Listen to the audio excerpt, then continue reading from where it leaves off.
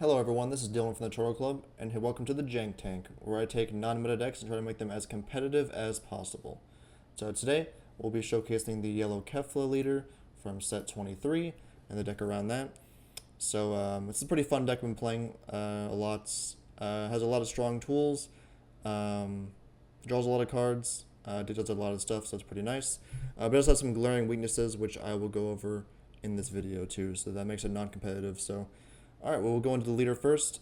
On the Unawakened side, just when you attack, look top 5 for any cost use 6 card, which is nice. Just adds anything to hand, which is most of the deck. When you awaken, your life has to be at 4 or less, or you have to have 2 or more energy and 1 or more Kales and Keflas among cards in your battle areas and combo area. So that means you need either 1 in your combo area, 1 in your battle area, or 2 in your battle area, or 2 in your combo area to awaken. And then you draw 1, untap 1, take to 6. And then when you flip over to the Kefla side, the auto is whenever you combo a yellow card in either player's turn, you draw 1. So that's pretty nice to get you the Z energy pretty easily that you need. Then auto also on either player's turn once per turn. Whenever you play a yellow Kefla card, you gain 5k for the turn. So there is ways to play Keflas on both players' turns, so you can get that 5k defensively also, which is pretty nice. So first we'll go over into the 1-drops. So Kefla, this is the pretty old one from set 7. When she's played, just top 5 for any U6, which is nice, any cost. And then it has a nice permanent where it can't be KO'd by skills, so against green or like yellow, this is protected, so it's pretty nice. Then the next one is this Kefla 1-drop. She's 1-drop, just also draw a card when you play her. And she also has a pretty nice auto when you combo her. You can discard a card from hand, and then you can play a 1-drop KO from the drop in rest mode. This skill is negated, so you do need Kales in your battle areas and your Keflas in your combo area. This actually sets up your entire play just when you combo it for free, which is pretty nice. That's a way to set up your Kefla plays for free. That's why we play 4 of that. And then we have this new Kale and Kefla that just came out this last set, which is the 1-drop Kale and Kefla. When it's played, top 5 for any U6, 6 or less. This is not any one, but that's most of the deck, 6 or less. And it has a nice activated battle where if you warp it from the drop, and you discard a card, you get to combo Kefla from the drop, but you do need Keflas in your combo area for your plays. So that is nice. If you're out of Keflas in your hand, you can just combo one from the drop. And it also counts as both a Kale and a Kefla card, which is important because you do need one or the other sometimes when you're missing them. So it's nice that it counts for both. And then we'll go into the Kales now. So these 4-drop Kales are only 10Ks, but there is a reason why, and I'll show you why that is later. So how you play them is activate main, just pay 1. If you have 2 or more energy, you can just play it, draw 1 card. And then when this Kale attacks, you get to combo a U6 card with 5k combo power from your drop in a combo. So you can usually combo a Kefla, and then that gets your Kefla play set up, which is pretty nice. And obviously, the Kefla leader says when you combo, you draw. So it kind of draws 2 cards for 1. That's pretty nice. The other Kale we play is this Kale right here. She's the same thing, pay 1, draw a card player if you have 2 or more energy. And then whenever she's in a battle, if you combo a Kefla card, she gains crit for the battle. So that's pretty nice in combination with all the other cards. You get to make her a huge crit swing, and then you can use her for the Potara plays that we'll see in a bit. So speaking of those Potara plays, we have these 3 Keflas here. So they all have an activate battle.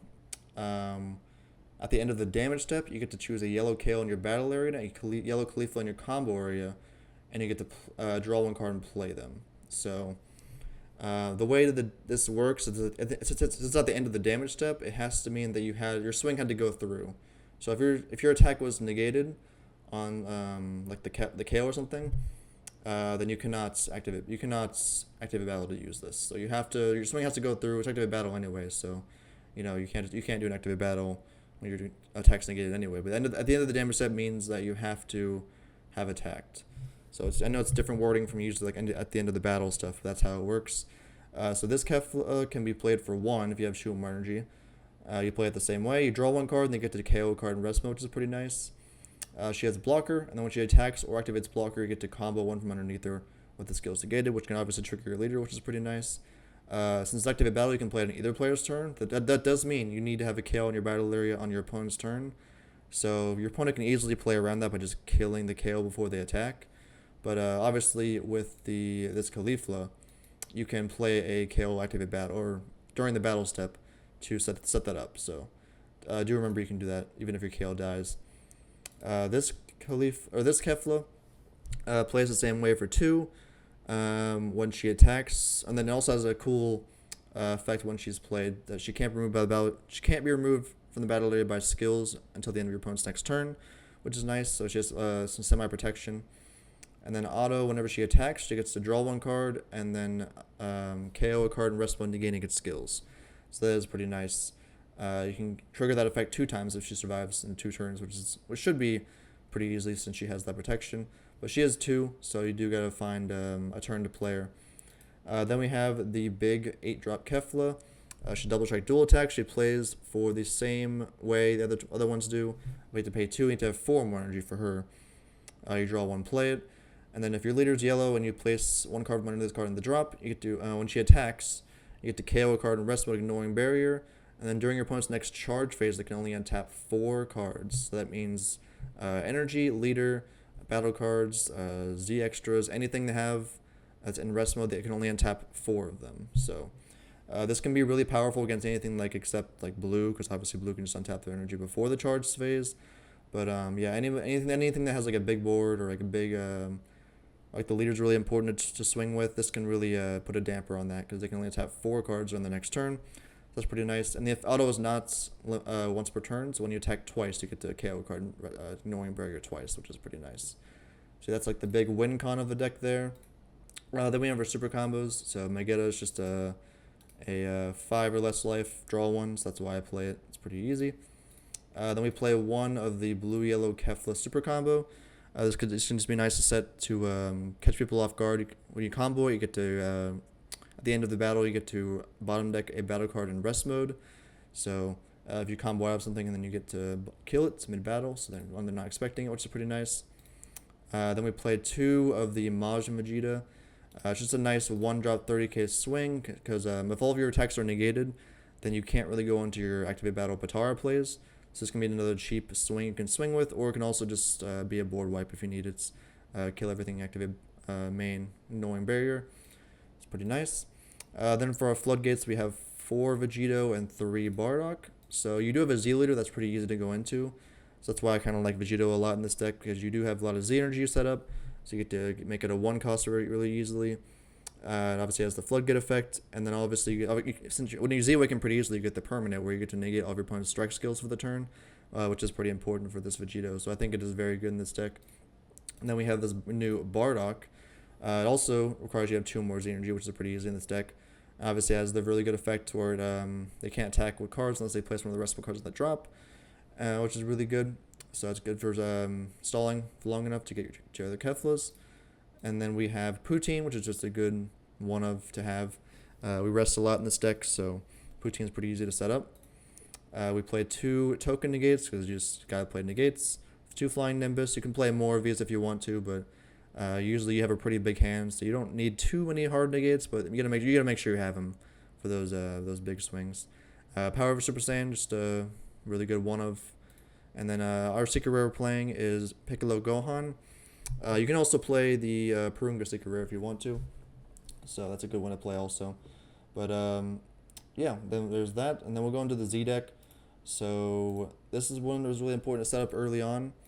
Kale's Rampage. So when one of your yellow Kale cards attacks, you get to rest on your opponent's battle cards as unisons, and then she gains 10k for the turn. So that's the reason why the Kale's are only 10k, is because you're supposed to have this out also, and that makes them a 20k. And then you combo a Kefla on them, and that makes it 25k for only 1, which is pretty nice. There is a downside to this card though. At the end of the turn, if you still have a Kale card in play, you have to take a life. So this is mandatory. It does not say up to 1. So if you leave a Kale in play, or your opponent just negates every attack and you can't get rid of the Kale off the board, you do have to take a life. So that's another downside of that. But it is really, really good in here. And the 10k doesn't matter because it says for the turn. So when you Potara into a Kefla, that means the 10k power from the Kale will actually carry over. So your Keflas are actually 10k more with the Kale's Rampage also. That's pretty nice. Then we'll go into the other Kale that we play, which is SS2 Kale Friend Regaining Sanity. This is the same as the other Kales. You can actually play it for 1 instead if you have Kale's Rampage in play. And it has the effect, it's kind of similar to the crit one, where this one just gains double strike instead. It's also 15k. So it's going to be a 1-drop 30k double for 1, which is pretty nice. This required 2Z. But if you just need a double strike, or if you don't have a Kale in your hand somehow, then you can just play this from the Z, and then you can actually Potara with it too, which is pretty nice. That's a good card. Here's our Z leader. When your life's at 3 or less, and you have a yellow Kefla in play, you get to Z Awaken for free into this Kefla, which is pretty nice. Only 2 Z energy, which is really easy in this deck. Same auto, where whenever you play a yellow Kefla, you gain 5k for the turn. And then when she attacks, you draw a card, and you get to rest on your opponent's battle cards or unisons, which are pretty nice. And she also has another auto where whenever you attack with the yellow Kefla, you get to draw a card. So she draws 2 on the Z Awaken side, which is pretty nice. And you obviously still get the 5k. And you also get 20k for free, so that's pretty nice. So you definitely want to get into this as soon as possible, I think. As soon as you hit 3, you usually want to go into this and start drawing even more cards, which is pretty nice. Then our generic stuff, you play just one of this. You probably want to play this later on, because eventually you're going to not want Kale's Rampage in play anymore, because, you know, when you get to the low life, if they keep that Kale in play, you have to keep taking life. So you want to eventually get rid of this in the later game, because you don't want to keep taking life like that. So it's one of those extras. And then our just generic yellow stuff. Just to really fill up the Z deck, because yellow doesn't have that much good Z stuff, but you do got to play the most important stuff here. So yeah, that's mostly the Kefla deck. But now we'll move on to like an example game, and I'll show you guys the plays of the deck. Alright, so we have an example game set up here. So this is like pretty much the perfect hand you would want for the first few turns to have your stuff set up. So let's just say we go first. So we'll just charge that. We'll pay 1, play a Kefla. We'll look top 5. We'll just add, let's add that, I guess. And then we will shuffle, add to hand. We'll say we'll pass. So they hit us for damage. We'll probably just take it, yeah. So say it goes back to us. And then we will probably charge that.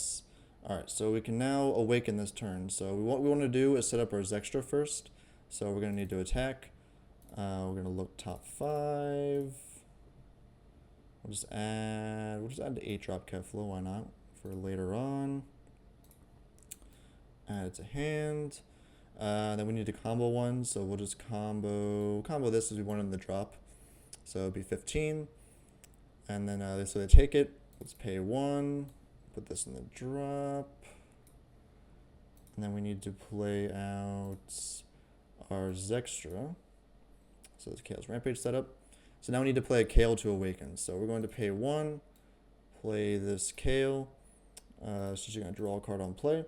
And now leader says, since I have a Kale and Kefla in my battle area, I can flip over and awaken. So I'll flip over, untap 1, and draw 1. Alright, so now we can do the big plays. We swing with Kale at the leader. So that was trigger Kale's Rampage. We get to rest one of the battle cards. So let's say we just rested like some 1-drop they had on the board against 10k. So it's going to be 20k now. Then we're going to combo the Kefla we have here. That'll trigger the leader to draw a card since we comboed. And then now it is going to be a 25k crit on turn 2. They're most likely going to take that. And at the end of the battle, at the end of the damage step, sorry, we can pay 1, take the Kefla in the combo area and the Kale in the battle area, and play this Kefla over it.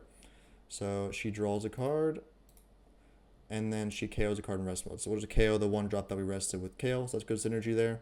And then the 10k from Kale will actually carry over, she'll be at 26k right now. And then she can attack, and then when she attacks, she combos 1 for free, so we'll just combo that. And then it'll still be 31, so that's pretty nice, turn 2. And obviously, don't forget when you ever play Kefla, you gain 5, but obviously it won't matter because you're in rest mode, so that'll be that. And then I'll go back to them. Oh, yeah, take the 6 also, right? Sorry. So take the 6, and then they do all their stuff. Let's say they'll probably just kill this, so that can go to the drop. And then let's say they attack me. I will just combo a card to draw. Go to the Z energy. Let's say they hit me for a damage, sure. Hit me for another damage, sure. And then I'll go back to me. Draw.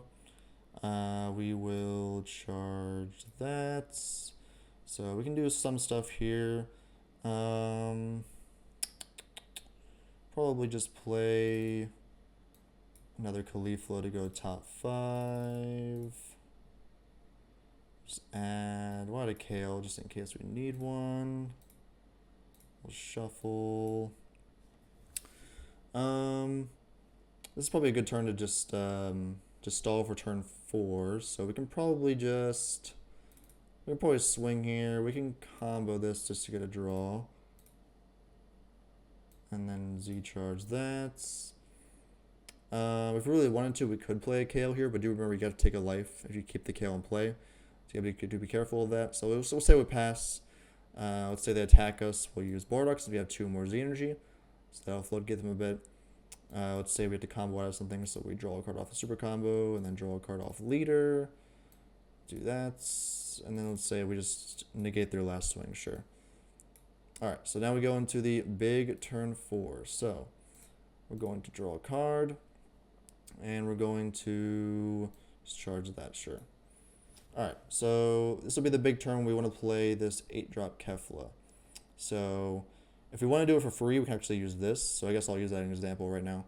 So let's say we swing with the Bardock. So we need to combo the Kefla when a leader draws a card when I combo. And then we use her effect when she's using a combo. I can discard a card. So we'll just discard that. Yeah. And then we play a 1-drop Kale from the drop area. So this actually counts as a Kale also. So we'll play that in the drop area in rest mode. And then it'll just be 25. Let's say they combo out of it. And then we pay 2 at the end of the damage step to go into the big one. So even if the Kale is not attacking, you can still choose a Kefla in the combo area and a Kale in the combo area, a Kale in the battle area. So you can go there, goes into the big one. She draws a card, and then you can swing. You get the effect where you get to KO card in Knowing Barrier in rest mode, and then you get to stop them from rolling. They only get to untap 4 cards in the next charge phase, so that's pretty nasty there.